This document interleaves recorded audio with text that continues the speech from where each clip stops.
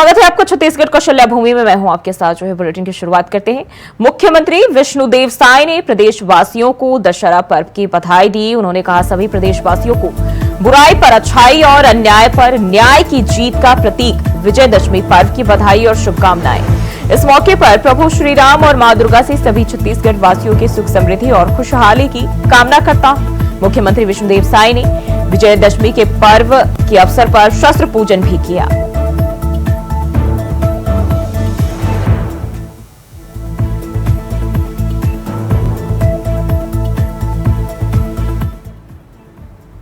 को दशहरा पर्व की बहुत बहुत बधाई। दशहरे का त्योहार बुराई पर अच्छाई की जीत का त्योहार है। इस त्योहार से प्रभु श्री राम की यादें जुड़ी हुई हैं। छत्तीसगढ़ के लिए यह त्योहार और भी खास है क्योंकि प्रभु श्री राम ने अपने वनवास काल के 14 में से 10 वर्ष यहीं पर बिताए थे। यहीं पर उन्होंने माता सबरी के मीठे बेर खाए थे। छत्तीसगढ़ में यह त्योहार माता भगवती की उपासना का त्योहार भी है। विश्व में सबसे लंबे समय तक मनाया जाने वाला बस्तर दशहरा अपने अनूठेपन के लिए पूरी दुनिया में प्रसिद्ध है। इसके अलावा छत्तीसगढ़ के विभिन्न क्षेत्रों में इस त्योहार को मनाने की तरह तरह की परंपराएं हैं। यह त्योहार श्रद्धा, ऊर्जा, उल्लास और उम्मीदों का त्योहार है। मैं दशहरे के अवसर पर प्रभु श्री राम और मां दुर्गा से छत्तीसगढ़ की सुख समृद्धि और खुशहाली के लिए प्रार्थना करता हूं। सभी को दशहरा की पुनः बधाई, बहुत बहुत शुभकामनाएं। और बलौदाबाजार में एक ऐसा परिवार है जो 81 साल से रावण का पुतला बना रहा है और इस परिवार में रमेश सोनी तीसरी पीढ़ी है जो रावण का पुतला बनाते हैं। दशहरा के दिन इन्हीं के द्वारा बनाए गए रावण का दहन किया जाता है। लगभग 15 दिनों तक विशाल रावण का पुतला पुतला बनाया जाता है और यहाँ मावली माता समिति के द्वारा रामलीला का प्रदर्शन भी किया जाता है। रावण दहन के पहले कटक की आतिशबाजी भी की जाती है। फिर भगवान राम के द्वारा रावण का वध किया जाता है।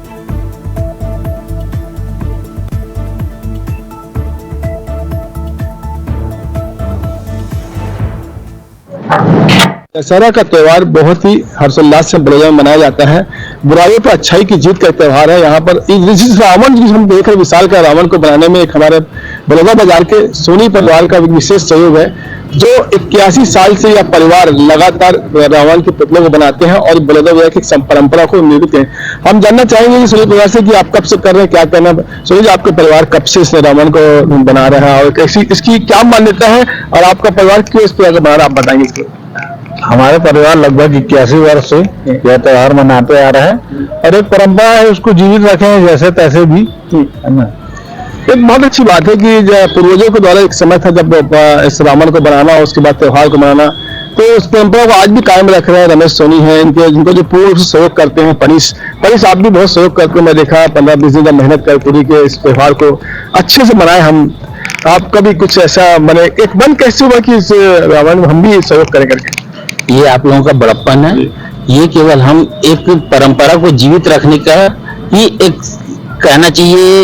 इस कार्यक्रम को आगे बढ़ाते हुए इस परंपरा को आगे बढ़ा रहे हैं और भविष्य में जो है इसको ऐसा करते रहेंगे। ये अपनी इच्छा है जिससे आज के नए जो बच्चे आ रहे हैं कम से कम वो सीखें और इस परंपरा को आगे अगर कायम कर सके तो बहुत अच्छी बात है। आपको मैं बता दूं छत्तीसगढ़ में सबसे 1 महीने का त्योहार बस्तर मनाया जाता है जिसको दशहरा में वहाँ पर 1 महीने तक आदिवासी मनाया जाता है। उसके बाद बहुत अच्छी परंपरा यहाँ पर छत्तीसगढ़ में हम दशहरा को मनाते हैं। सबसे पहले आपको बताऊंगा ये जो मंच बना हुआ है यहाँ पर रामलीला होती है। रामलीला होने के बाद यहाँ पर भगवान राम वध एक सांस्कृतिक जो मंडली जो लीला की जाती है उसके बाद जो रावण का वध होता है और उसके बाद यहाँ पर चारों भाई राम लक्ष्मण भरत शत्रुघ्न आके इसी रावण के पुतले को दहन करते हैं और यहाँ पर आसपास के गांव से मिला के हजारों की संख्या में लोग आते हैं। और वहीं पर राजनीतिक जो है आज हमारे जो बलौदा के विधायक हैं कंकराम वर्मा भी आएंगे और इस दशहरा उत्सव में शामिल होंगे और निश्चित है यहाँ का जो दशहरा बहुत ही अच्छे तरीके से मनाया जाता है। और इसमें आपको मैं शाम को विजुअल भी दूंगा और आप बताऊंगा तो आपको देखेंगे कि इतना अच्छा दशहरा यहाँ पर देखने को मिलता है। मैं इंडिया वाइज के लिए बलौदा से प्रदीप महेश। और दशहरा पर्व के मौके पर पुलिस लाइन जांजगीर में पुलिस अधीक्षक जांजगीर विवेक शुक्ला द्वारा शस्त्रों का विधि विधान से पूजा अर्चना किया गया। हर साल की तरह जिले के सभी थाना चौकियों में शस्त्रों का विधि विधान से थाना प्रभारियों द्वारा पूजा किया गया। पुलिस लाइन जांजगीर पूजा कार्यक्रम में पुलिस अधीक्षक राजेंद्र कुमार जायसवाल, प्रदीप कुमार जोशी, रक्षित निरीक्षण प्रवीर कुमार द्विवेदी, थाना प्रभारी जांजगीर दिनेश शर्मा, मुख्य लिपिक अश्वनी राठौर, रीडर 1 कृष्णा कुमार साहू, स्थापना प्रभारी अशोक डिसेन, डीएसपी प्रभारी कन्हैया राठौर सहित तमाम पुलिस स्टाफ मौजूद रहे।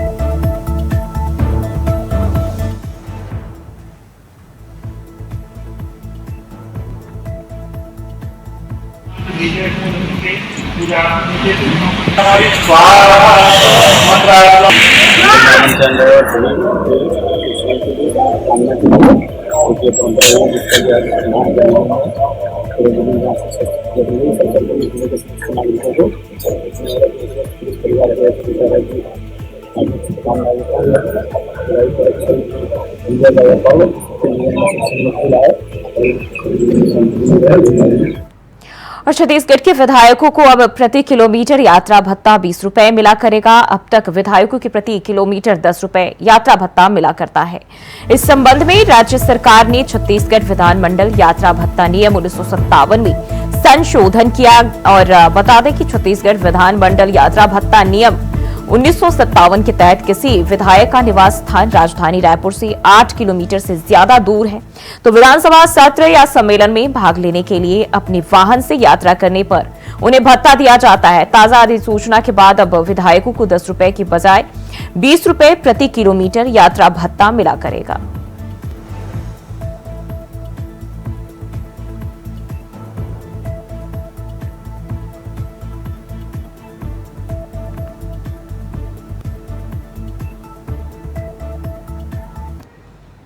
और वहीं महादेव सट्टेबाजी ऐप के प्रमोटर सौरभ चंद्राकर की दुबई में गिरफ्तारी पर दुर्ग रेंज आईजी रामगोपाल गर्ग ने जल्द सरेंडर की उम्मीद जताई है। आईजी ने कहा कि प्रक्रिया चल रही है और पूरा करने का प्रयास भी किया जा रहा है। साथ ही उन्होंने कहा कि इंटरपोल की मदद से उसे पकड़ा गया है। सरेंडर की एक प्रक्रिया होती है और उस नियम का पालन करना होता है। दोनों देशों के कोर्ट में संबंधित प्रकरण के बाद ही सरेंडर की कार्रवाई आगे बढ़ती है। आईजी ने बताया कि ऑनलाइन जुए सहित कई मामले दर्ज किए गए हैं। हमारी सरकार में इसके खिलाफ 2022 में इसकी कार्रवाई शुरू हुई और 5 दर्जन से अधिक एफआईआर दर्ज हुए और 400 साढ़े 400 से अधिक गिरफ्तारियां हुई। बैंक खाते सीज किए गए, गैजेट्स जब्त किए गए, मोबाइल जब्त किए गए, लैपटॉप जब्त किए गए, नगद राशि भी जब्त की गई। तो सारी कार्रवाइयां हो रही थी और जैसे चुनाव नजदीक आया ईडी उसमें कूद पड़ी और ये चूंकि इसका संचालन कोई दुर्ग विलय से हो नहीं रहा था ना, छत्तीसगढ़ से हो रहा था, सब विदेश से हो रहा था और इसलिए भारत सरकार को हमने पत्र लिखा कि लुकआउट सर्कुलर दे कि उनको पकड़ के लाया जाए। और ठीक चुनाव के पहले, इसके पहले चल रहा था रवि उत्पल और सौरभ चंद्राकर के खिलाफ केस। शुभम सोनी नाम का एक आदमी अचानक उसका वीडियो आता है और अपने आप को उसका मालिक बताता है। रवि उत्पल और सौरभ चंद्राकर उसके नौकर है और सरकार बदल गई, दोनों डबल इंजन की सरकार है। लेकिन अभी केवल सौरभ चंद्राकर की गिरफ्तारी की सूचना है, वो कब लाया जाएगा उसकी अपनी प्रक्रिया है, कब तक होगा इसके पता नहीं। तो जो इंटरनेशनल लॉ है उसके अकॉर्डिंगली इंटरपोल सभी जो गवर्नमेंट्स हैं उनको रिक्वेस्ट जारी करती है। तो जिस जुरिस्डिक्शन में जो व्यक्ति संबंधित रहता है, जिस पुलिस के उसमें अरेस्ट किया जाता है, वो पुलिस ही अपने रूल्स के मुताबिक, अपने लॉ के मुताबिक उस पर कार्रवाई। प्रोसेस रहता है जो कि एक सरकार दूसरी सरकार के बीच संधि के अकॉर्डिंगली और एक न्यायालय की रिक्वेस्ट पर दूसरे न्यायालय में पेश किया जाता है। तो इसके संबंध में जो भी दस्तावेज हैं वो विभिन्न एजेंसीज द्वारा, जहाँ जो भी इन्वेस्टिगेशन एजेंसी है, जैसे इन्फोर्समेंट डायरेक्टरेट है, जहाँ सीबीआई है, छत्तीसगढ़ पुलिस है, हमारे द्वारा जो भी कार्रवाई की गई है उसका एक लिस्ट बनाकर न्यायालय को पेश किया जाता है। फिर न्यायालय उसकी अनुमति देती है उसको आगे भेजने के लिए। तो अभी ये सारी प्रोसेस चल रही है और शीघ्र ही भारत सरकार के द्वारा जो है इसमें प्रत्यारोपण भी कार्रवाई की जाए। सर, जो इंटरनेशनल लॉ है उसके अकॉर्डिंगली इंटरपोल सभी जो गवर्नमेंट्स हैं उनको रिक्वेस्ट जारी करती है। तो जिस जुरिस्डिक्शन में जो व्यक्ति संबंधित रहता है, जिस पुलिस के। और इसी खबर पर ज्यादा जानकारी के साथ मनोज शुक्ला हमारे सहयोगी रायपुर से हमारे साथ जुड़ गए। मनोज, अब जो है ये महादेव सट्टा ऐप का मामला एक बार फिर से जो है गर्माता हुआ नजर आ रहा है। पूर्व सीएम भूपेश बघेल ने भी सरकार को घेरा है। जी बिल्कुल जी, आपको बता दूं कि निश्चित रूप से छत्तीसगढ़ सरकार के साथ साथ केंद्र सरकार की भी बड़ी उपलब्धि है महादेव सट्टा ऐप में सौरभ चंद्राकर की जो गिरफ्तारी हुई है। सराहनीय काम है।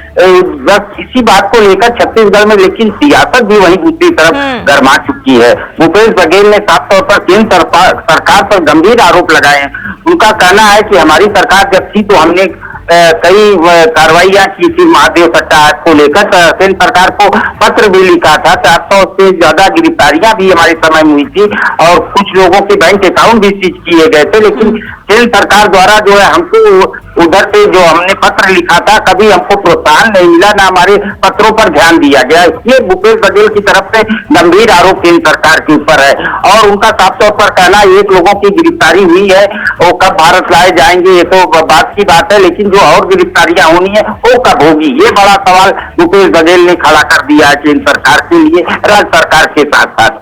तो ये इस मामले को लेकर अब छत्तीसगढ़ में सियासत भी वहीं गरमा चुकी है और निश्चित रूप से ये बड़ी पहल भी मानी जा रही है एक तरफ कि सौरभ चंद्राकर की गिरफ्तारी दुबई से इंटरपोल के द्वारा किया गया है और उसको लेकर आईजी तैयारियां भी भारत में लाने के लिए तेज हो गई है, जिसको लेकर आईजी दुर्ग जो है उन्होंने साफ तौर पर मीडिया से चर्चा के दौरान ये बातें स्पष्ट की है। जी बिल्कुल, अगर हम महादेव सट्टा ऐप की बात करते हैं तो शुरुआत से ही लगातार इस मामले में तूल पकड़ा है और कई सारे लोग इसकी चपेट में आ गए, कई बिजनेसमैन और नेता, यहां तक कि पूर्व सीएम भूपेश बघेल भी इसकी गिरफ्त में आए हैं और इसी को लेकर जो है वो लगातार सरकार पर भी सवाल खड़े करते रहे हैं कि डबल इंजन की सरकार है, उन्हें फंसाने की कोशिश की जा रही है। लेकिन अगर हम सौरभ चंद्राकर की बात करते हैं तो उनको लेकर ये बताया जा रहा है कि जल्द ही सरेंडर करने की उम्मीद जताई जा रही है। लेकिन क्या लगता है कब तक पूरी तरह से इसको लेकर खुलासे हो सकते हैं, कब तक उन्हें वापस यहां लाकर जो है उनके ऊपर एक्शन लिया जा सकता है? क्योंकि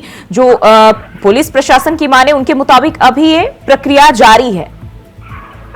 जी आपको बता दूं कि दूसरे देश से किसी अपराधी को अपने देश में लाने के लिए कुछ बड़ी प्रक्रियाएं होती हैं, कुछ अदालती कार्रवाइयां होती हैं, कुछ गवर्नमेंट की कार्रवाइयां होती हैं, जिसको यहाँ के अपने देश की गवर्नमेंट उनके दुबई के देश के कानून से उससे सलाह मशविरा करेगी, कैसे उसकी बहुत सारी प्रक्रियाएं होती हैं और निश्चित रूप से इसमें बिल्कुल समय लगने वाली बात है और काफी समय लग सकता है इसको लेकर। वहीं आईजी ने साफ तौर पर कहा है कि हम लोगों की तरफ से पूरी तैयारियां जोर शोर से शुरू हो गई है, लेकिन निश्चित रूप से इसमें थोड़ी बहुत जो है समय इसमें लग सकता है सौरभ चंद्राकर को हिंदुस्तान लाने में। और ऐसे में और एक बात बता दूं कि जब सौरभ चंद्राकर को अपने देश भारत लाया जाएगा तो निश्चित रूप से कुछ और बड़े खुलासे उसके जो पूछताछ के दौरान कुछ बड़े लोगों का नाम भी सामने आ सकता है। इसलिए महादेव सट्टा सिर्फ छत्तीसगढ़ की नहीं पूरे देश की बात है। इसमें बहुत बड़ी बड़ी मछलियां इसमें शामिल है जो पूर्ववर्ती सरकार के समय में भी बड़ी कार्रवाइयां इस पर की गई थी। अब ये सौरभ चंद्राकर की गिरफ्तारी के बाद निश्चित रूप से इसमें बड़े नाम के भी खुलासा होने का अंदाजा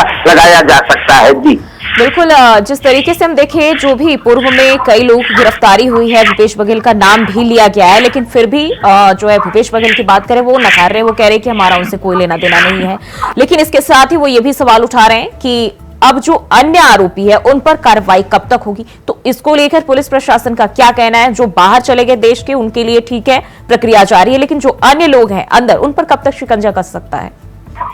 जी आपको बता दूं कि ये महादेव सट्टा ऐप का मामला पूरा राजनीतिक मामला है। आपको ये भी बता दूं, थोड़ा सा पीछे चलते हैं, 2023 के चुनाव में जब ये महादेव सट्टा ऐप का मामला बहुत तेजी से उठा था, इसको लेकर पूर्ववर्ती भूपेश बघेल की सरकार पर काफी गंभीर आरोप भी यही भी बीजेपी की पार्टी द्वारा लगाए गए थे। अब वहीं पर पलटवार करते हुए जो है कांग्रेस पार्टी के वरिष्ठ नेता भूपेश बघेल पूर्व मुख्यमंत्री भी रह चुके हैं, उनका सीधा सीधा आरोप है कि ये प्रोटेक्शन मनी लिया जा रहा है। ये बात भी उन्होंने अपने बयान में मीडिया से चर्चा के दौरान कहा है। तो ये बड़ी बात सामने निकल कर आ रही है कि अब ये इसको अंदाजा लगाया जा सकता है कि ये पूरा महादेव सट्टा ऐप का मामला जो है, वास्तव में ये भी कहा जा सकता है कि महादेव सट्टा का संचालन अभी पूरी तरह से हिंदुस्तान में बंद नहीं हुआ है। तो ऐसे में कहीं न कहीं अब ये पूरा राजनीतिक मुद्दा बन चुका है महादेव सट्टा है, और इसमें बड़ी बड़ी मछलियां हैं, जिसकी वजह से इसका खुलासा अब तभी हो सकता है जब सौरभ चंद्राकर हिंदुस्तान लाया जाएगा, उसके बाद ही कुछ इसमें बड़े खुलासे होने की संभावना दिख रही है। जी बिल्कुल मनोज, बने रहिए हमारे साथ, अगली खबर पे भी आपका रुख करेंगे। और छत्तीसगढ़ के धमतरी जिले के कुरूद में 4 साल की बच्ची के साथ दुष्कर्म का मामला सामने आया है। नाबालिग ने ठेले में घुमाने के नाम पर वारदात को अंजाम दिया। मासूम जब देर शाम घर लौटी तो खून से लथपथ थी। मासूम को देखकर परिजन भी दंग रह गए। मासूम काफी सहमी और डरी हुई थी। परिजनों ने इसकी शिकायत पुलिस से की, जिसके बाद मामला दर्ज कर पुलिस ने आरोपी नाबालिग को बाल सुधार गृह भेज दिया है। वहीं इस मामले में कांग्रेस ने 6 सदस्यीय जांच समिति भी बनाई है और 6 सदस्यीय जांच समिति मामले की जांच कर प्रदेश कार्यालय को रिपोर्ट सौंपेगी।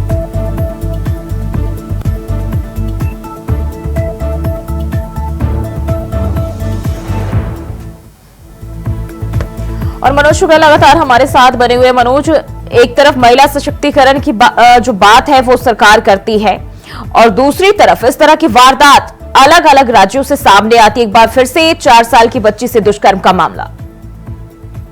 जी बिल्कुल जी, सरकारें चाहे जो भी सरकारें हों, बड़े बड़े वादे करती हैं जनता से, और बेटी पढ़ाओ बेटी बचाओ का नारा देती है, लेकिन कहीं वहीं दूसरी तरफ देखा जाता है आए दिन बच्चियों के साथ दुर्घटनाएं होती रहती है, उनके साथ दुष्कर्म की घटना सामने आती है। तो कहीं छत्तीसगढ़ की बात कर ले तो छत्तीसगढ़ में कानून व्यवस्था को लेकर विपक्ष लगातार सरकार को निशाने पर लिया हुआ है। ऐसे में गंभीर आरोप लगते हैं सरकार के ऊपर। साथ ही साथ स्वास्थ्य व्यवस्था की बात कर ले तो जो बच्ची के साथ दुष्कर्म नाबालिग ने किया था, उस बच्ची के जो स्वास्थ्य केंद्र में भर्ती कराया गया, वहां पर स्वास्थ्य कर्मियों की काफी लापरवाही देखने को मिली। 20 दिन तक घर के परिवारजनों का ये आरोप है कि बच्ची के साथ जो है कायदे से वहां पर उनका जो है स्वास्थ्य देखभाल नहीं किया गया, उनको ट्रीटमेंट नहीं दिया गया। तो ऐसे में एक बड़ा अपडेट सामने निकल कर आया कि देर रात स्वास्थ्य मंत्री ने जांच के आदेश दे दिए हैं, और साथ ही साथ लड़की को रायपुर एम्स में भर्ती कराने का निर्देश जारी किए, और साथ ही साथ उसका फिर से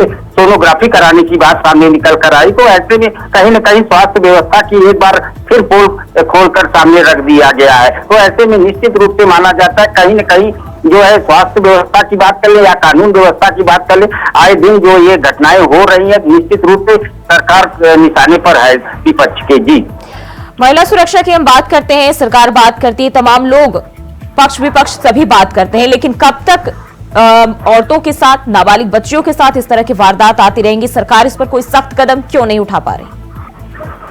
जी आपको बता दूं कि सरकार के सिर्फ बड़े बड़े वादे होते हैं, लेकिन जमीनी हकीकत कुछ और बयां करती है। जब कोई दुर्घटना हो जाती है, चाहे वो बच्चियों के साथ हो चाहे महिलाओं के साथ हो, तो सिर्फ सरकार के पास एक सीधा सा बहाना होता है, जांच बैठा देती है। और जांच की रिपोर्ट सबको मालूम है कि जांच कितना स्पष्ट होती है, कब तक जांच की रिपोर्ट प्रस्तुत होती है। ऐसे में कहीं न कहीं सिर्फ छत्तीसगढ़ की बात न कर ले, पूरे देश में महिला सुरक्षा को लेकर सारी सरकारें जो है जो जनता के निगाह पर है। और वास्तव में ये देखा जाता है कि महिलाओं के साथ आए दिन घटनाएं घटती रहती हैं, लेकिन सरकार सिर्फ वादे करती है और जांच का विषय बना देती है। इससे ज्यादा महिलाओं के साथ कुछ नहीं होता, और आए दिन घटना की बढ़ोतरी देखने को मिल रही है। जी बिल्कुल मनोज, यहाँ 4 साल की बच्ची से दुष्कर्म किया गया है और अब जांच कमेटी जो है वो बनाई गई। हालांकि इसको लेकर कब तक क्या कुछ सामने आ पाता है ये देखना होगा। बहुत बहुत शुक्रिया आपका जानकारी साझा करने के लिए। बढ़ते आगे छत्तीसगढ़ में अगले शिक्षा सत्र से 4 और मेडिकल कॉलेज शुरू हो जाएंगे। स्वास्थ्य मंत्री श्याम बिहारी जायसवाल ने कहा कि कॉलेजों के भवन निर्माण के लिए टेंडर जारी कर दिया गया है।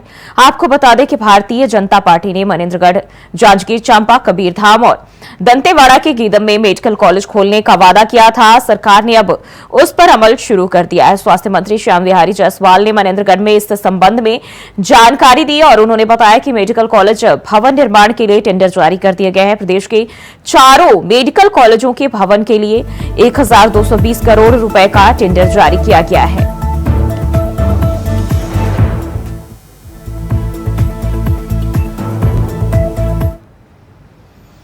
वहीं राजधानी के विधानसभा इलाके में 3 साल के बच्चे की हत्या से इलाके में सनसनी फैल गई। बच्चे का शव झाड़ियों में मिला। घटना की सूचना मिलते ही पुलिस मौके पर पहुंची। शव को पोस्टमार्टम के लिए भेजकर पुलिस मामले की जांच में जुट गई। पिता ने इंडिया वॉइस से बातचीत में रिश्तेदार नाबालिग पर हत्या का आरोप लगाया है। मामले में एसपी ग्रामीण एएसपी कीर्तन राठौर ने बताया कि नाबालिग के रिश्तेदारों ने ही बच्चे की हत्या की है। पुलिस नाबालिग से पूछताछ कर रही है। पोस्टमार्टम रिपोर्ट आने के बाद आगे की कार्रवाई की जाएगी।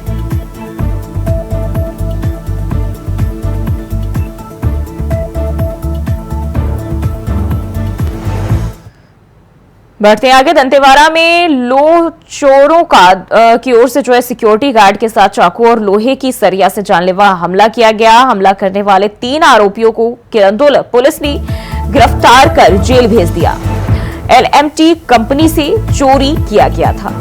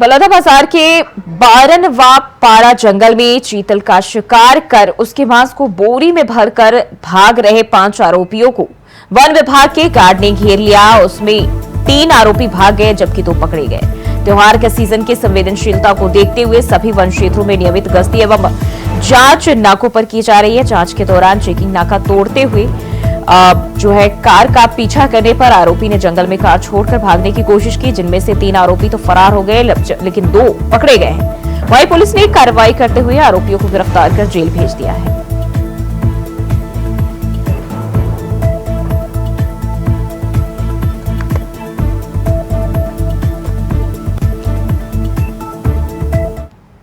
और छत्तीसगढ़ कौशल्या भूमि में फिलहाल के लिए बस इतना ही। खबरों के लिए बने रहिए इंडिया वॉइस के साथ।